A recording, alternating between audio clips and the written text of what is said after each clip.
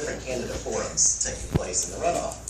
And I feel like this being the first one is sort of like starting the World Series on your home court. A little bit here, getting to see so many friendly faces in the room.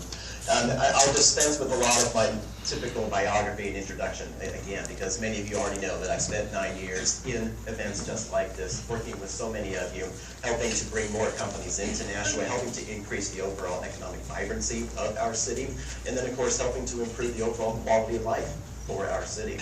And the reason I did that for the past 9 years is because I recognize that if you are going to have a city that can support families, that can support all of us as businesses, you have to have a vibrant economy. And your vibrant economy is driven by a healthy business organization like the Chamber and the business community in general. So I look forward to the questions and the conversation this morning. Thank you, Chris. So let's again jump right in, and you'll have 2 minutes for each of your responses. Again, Beth is the timekeeper right there in front. So the first question, what do you see as the biggest threat to Nashua's ability to grow our economy? And what plans have you outlined already, or will you outline to address that? I think there are 2 things. One is a very sort of a practical threat to our overall vibrancy. And by the way, this isn't just a threat facing Nashua, it's all of New Hampshire. And that is the workforce, the decline in the workforce that we're having here in terms of young people that are looking at Nashua as a place to stay. The number 38 should scare all of us. There are only 38 live births across the entire state of New Hampshire on a daily basis. Not just in Nashua, across the entire state of New Hampshire. 38 infants born per day. And by the way, the ones that are being born here and growing up here are not staying here. They're moving away. They're going to college elsewhere. They're going to college elsewhere because they can get better tuition rates versus something like what UNH charges for tuition right now. They're going elsewhere because they feel like there isn't enough to keep them here. It used to be they would go off to college, they would spend a few years experiencing the world, and then when they were ready to settle down and have a family, they would come back to New Hampshire. We called it the boomerang effect. They leave for a few years and then boomerang back. That boomerang effect is no longer happening. They're going away and they're staying away. So we need to actually have a strategic plan in place. And me being a young professional, I just turned 40 this year, so I'm clinging on to that young professional designation. But I think it's important that we have a mayor who actually gets young professionals' issues and understands the young professionals of today in terms of our current economy and what the current young professionals of today's world really want and look for in terms of jobs, in terms of quality of life and amenities and recreation.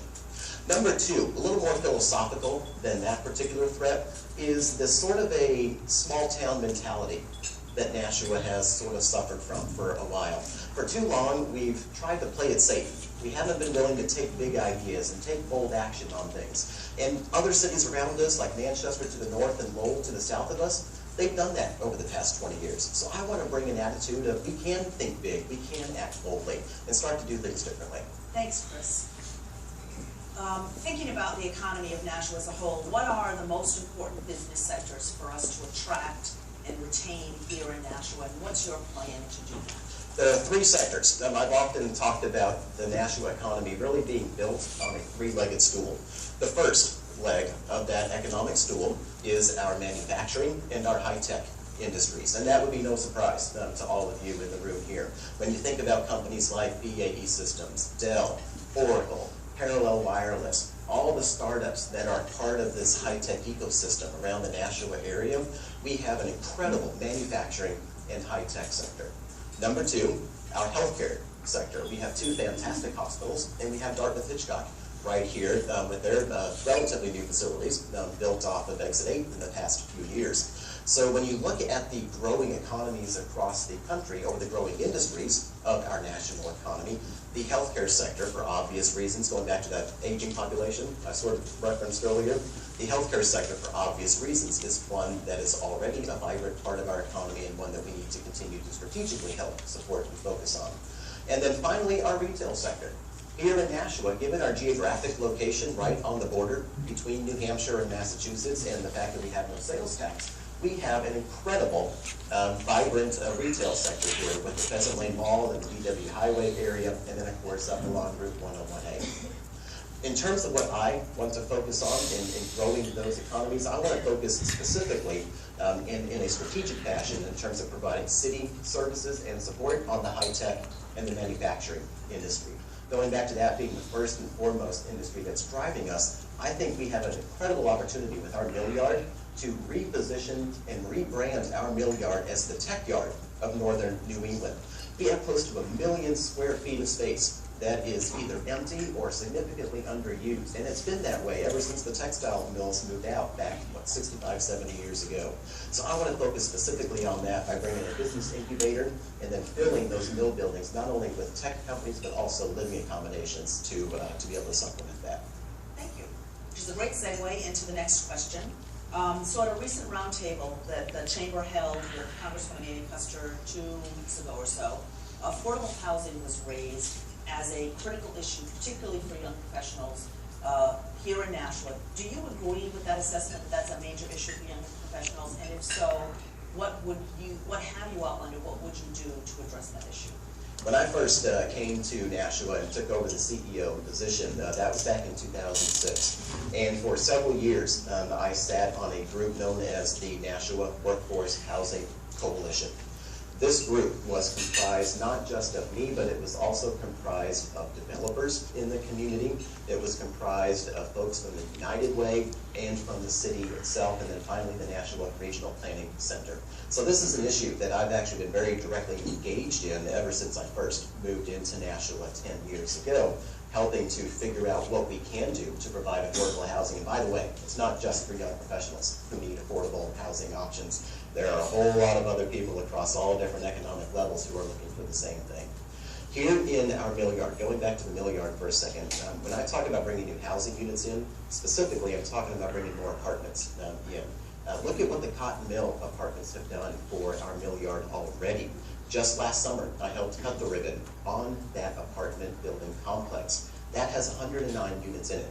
Out of those 109 units, 55 of them are market rate apartments. The other 44 are subsidized or affordable housing units. I think that's a terrific model. And by the way, all 109 units are filled, and there's a wait list of 150 people waiting to get in to the Cotton Mill apartments. So number one, I know there's demand for it. Number two, we have a model that's already working in terms of a current project that just opened a year ago that is now being able to do some really neat things. Beyond that, though, in terms of following that model for other apartment units coming into the mill yard, we've got a really neat agency called NeighborWorks, Southern New Hampshire. And they are doing some terrific work up in Manchester. I was familiar with their work up there when I used to work for the Manchester Chamber. And over the past several years, NeighborWorks is now coming down into Nashua and doing some really incredible things within the tree streets and then around our inner city community. So as mayor, I intend to work with organizations like them as well. Thank you, Chris. We're going to turn our attention now to the city's budget. So talk to us about your approach to creating a city budget. As individuals, the level of taxes hits our pocketbooks, and it also hits all of our businesses, both directly and through the impact that taxes can have on employees, obviously. I know you understand that both revenue and spending sides need to be part of the equation, but does your approach focus first on what you'd like to spend tax dollars on, or for programs and services, or is it focused first on how high taxes should be? When I think about my priorities and what I want to focus on for the city, there are three that come immediately to mind in this order. Number one, our education system, our school system. You cannot have a vibrant city and be able to attract companies and families into Nashua if you don't have a vibrant school system that they can rely upon and trust to give a quality education. Priority number two is our public safety, our police and fire.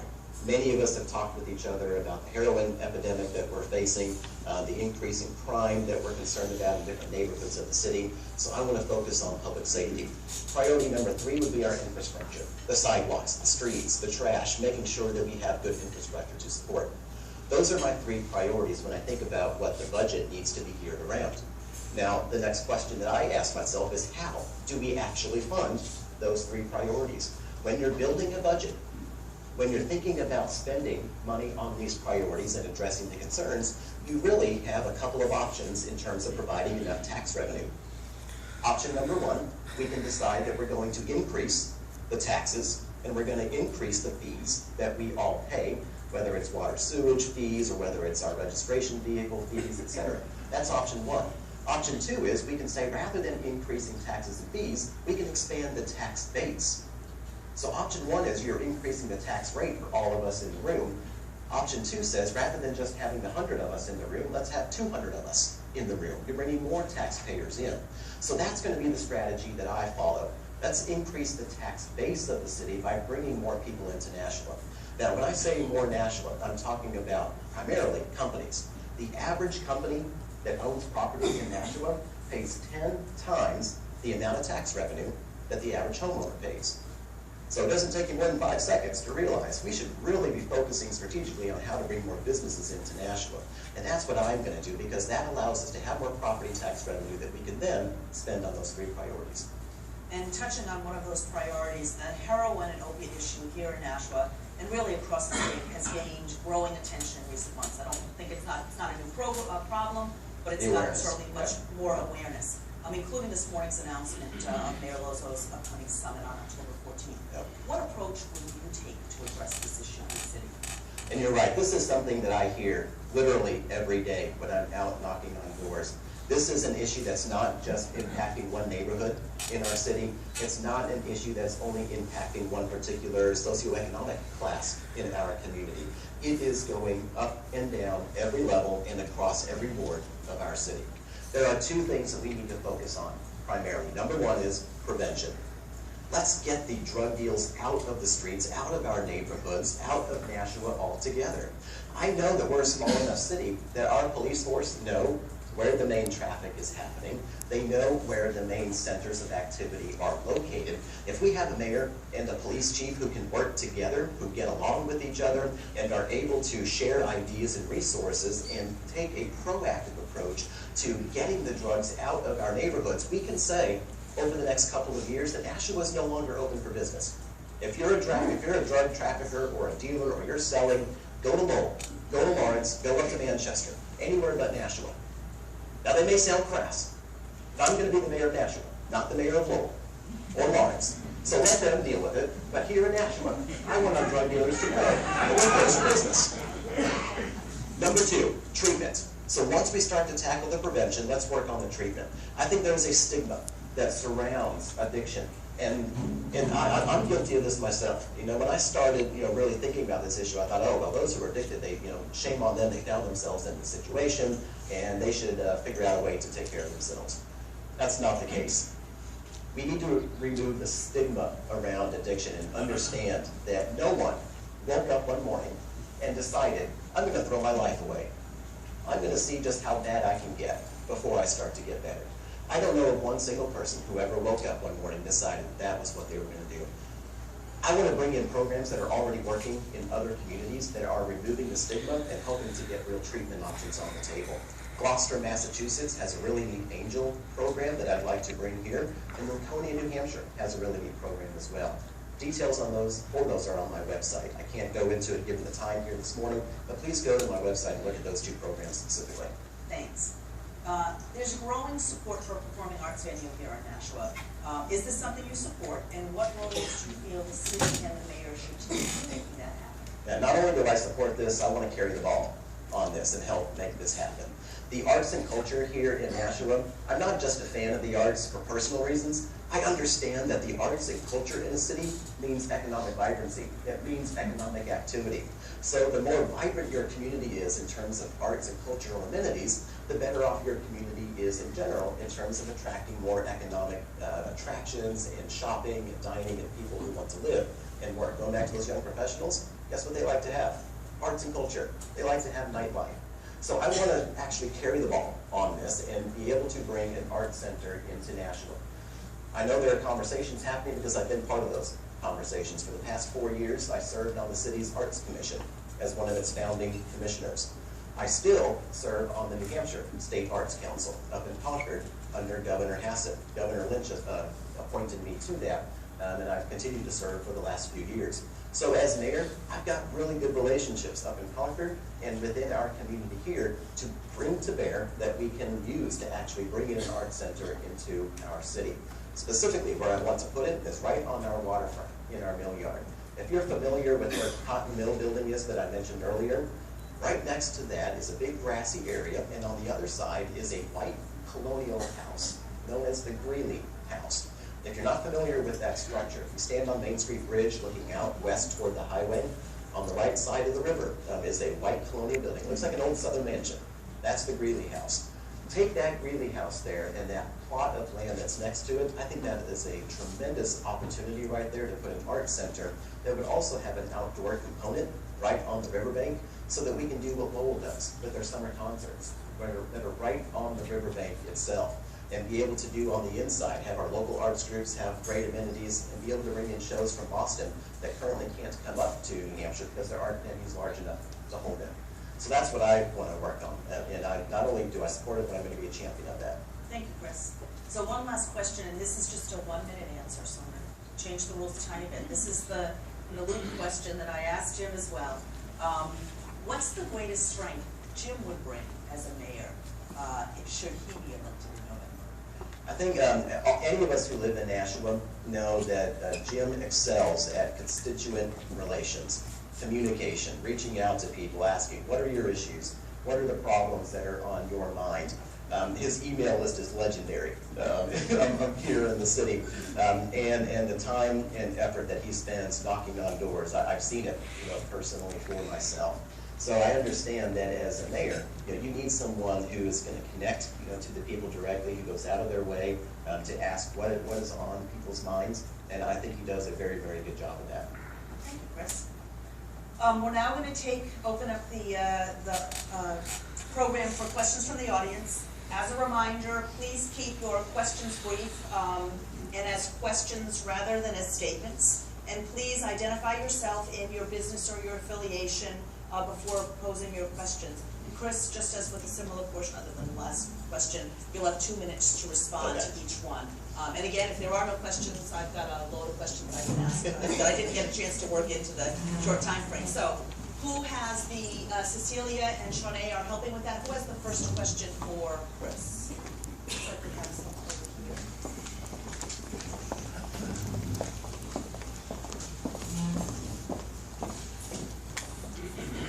I'll get the first question.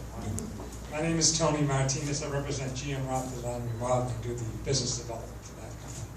Chris, what I wanted to ask you is, what do you see as the differences between you and the other candidate in this race? I only have 2 minutes. You got 2 minutes. And we're going to be strict. Going back a few minutes ago, when I talked about you have 2 options for raising tax revenue. You can either raise taxes and fees within the city, or you can increase the tax base. So in other words, again, you increase the tax rate, or you expand the tax base itself. That is probably the clearest distinction between myself and Jim Donchess. 30 years ago, when Jim was the mayor, look at the tax rate increases that occurred under his tenure. The average annual increase in the tax rate under his tenure was over 8% each year. In 1988, when he ran for Congress, the tax rate increased over 15% in one single year. In 1990, when he ran for the U.S. Senate, he raised the tax rate 10%. I actually called the city treasurer's office when I was looking at those tax rates because I couldn't believe they were accurate. And they said, no, those are indeed accurate. So Jim is a proponent of option 1, increase taxes and fees and use the additional tax and fee revenue to support whatever your priorities are. That is not my option. That is not what I'm planning to do as mayor. Instead, I'm not going to be increasing the tax rate 10 to 15%. I'm going to be focused on expanding the tax base by bringing more companies and people to live and work in the city and use that additional tax revenue to fund our priorities. Difference number 2. Jim talks a lot from the sidelines about economic development. I'm on the field moving the ball. For example, commuter rail. We both talk about supporting passenger rail and how good it would be for Nashua. For the last 9 years, I've actually been up in Concord with my sleeves rolled up, making big differences on that. I helped with Betty Lasky create the New Hampshire Rail Transit Authority. I helped raise $120,000 from the private sector to fund a feasibility study that our state needed to use. I helped get a liability cap put in place. Those are key examples of me actually being on the field, moving the ball, versus standing on the sideline saying, here's what's important to us. I'm just going to remind you again of the... I know, that was a good question. It's hard, it's a good question, but I'm going to remind you again. So let's ask it again. I've got a couple other differences. Who has the second question? Chris. Over here. Chris, Elizabeth McLaughlin with Eversource. I wondered if you could explain to us what significance the Broad Street Parkway will bring to the city of Nashua. Thank you for that. The Broad Street Parkway, well, let me back up. The mill yard itself is the single biggest economic development opportunity facing Nashua within the immediate future. The long-term single biggest economic development opportunity is passenger rail. So when I say long-term, I'm a huge proponent of passenger rail. I think it's going to take us 8 to 10 more years before we actually have train stations that are operating in Nashua. So the mill yard is going to be my short-term focus. That mill yard, I said it earlier, 800,000 square feet, has been sitting empty, underutilized for the past 65, 70 years because there's been no easy way to get in and out of there. The Broad Street Parkway is a game changer. For the first time in all of our lifetimes, we are now going to be able to get in and out of that mill yard easily, efficiently, but not just us. It's going to be companies that we want to attract in. Companies that might need freight and delivery of services that need to be able to use a nice road to get in and out of, not residential streets like Kinsley Street.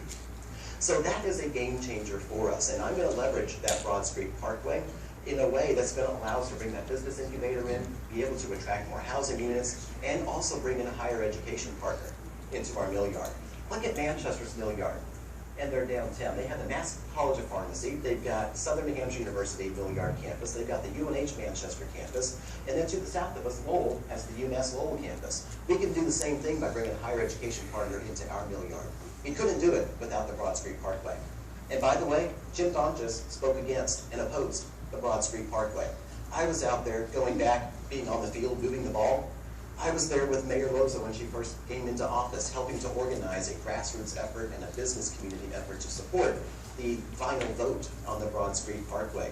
And we've seen the evidence of what it's already doing. The Cotton Mill Apartments never would have been built without the Broad Street Parkway. The district courthouse just got bought about 2 months ago. That wouldn't have been purchased by a private business person if it hadn't been for the Parkway.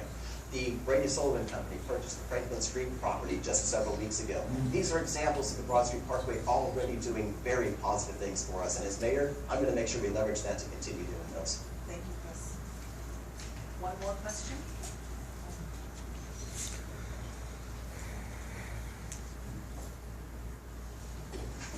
Carol Walton, the Dove Learning Center.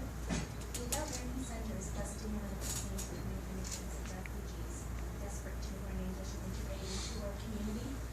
What we often hear at the ALC is while they're grateful to be here, they don't feel very welcome in Nashua. I'm wondering if I could get your feedback on that. Yeah, thanks, Carol. I spent some time in the Adult Learning Center earlier this year. My father was military, and I was 6 years military myself, so I grew up knowing that you listen first and speak second. So I did a lot of listening earlier this year to different constituencies and different groups across our city. And one of the visits I made was to the Adult Learning Center specifically to meet with some of our friends and neighbors who take advantage of those services and programs that you offer. I think we've got a terrific, diverse population here in the city. And I'm proud of the work that I've been doing over the recent years to help build a better bridge to our minority populations especially. Some of you know of the work that I've been doing through, or in partnership with United Way on an initiative called One Greater Nashua. One Greater Nashua has been around for a couple of years now, and there are folks in this room like Tom Lopez and others who are part of that particular initiative. And that initiative is helping to build a better bridge between those of us here who are sort of on the inside in Nashua, who are sort of part of the establishment, and helping to integrate and welcome in other communities who call Nashua their home just as much as we do. The Chamber of Commerce, under my leadership, helped found that initiative in partnership with the United Way. And as mayor, I want to bring the city's resources to bear. Right now, I think the city could do more proactively to help support that initiative. And then we also have an amazing and very vibrant Indian American population here in the city as well. Some of you know of my efforts over the past several years to help build a stronger bridge between the business community and our Indian American population. I'm proud of the relationship and the friendship that I've been able to build with people like Representative Manchaputi, who's here this morning, and helped put Nashua on the map in terms of being the very first city in the entire state of New Hampshire to host a celebration of Indian American Independence Day. Lotha and I put that together 2 years ago, and I was there again for the second annual event. And Lotha brought in the trade consul general from New York just a couple of months ago. And those are examples of how we continue to integrate our minority populations into the city. Thank you very much, Chris. And with that, That's this it. morning's program is at an end. Before we close, so thank you very much, Chris.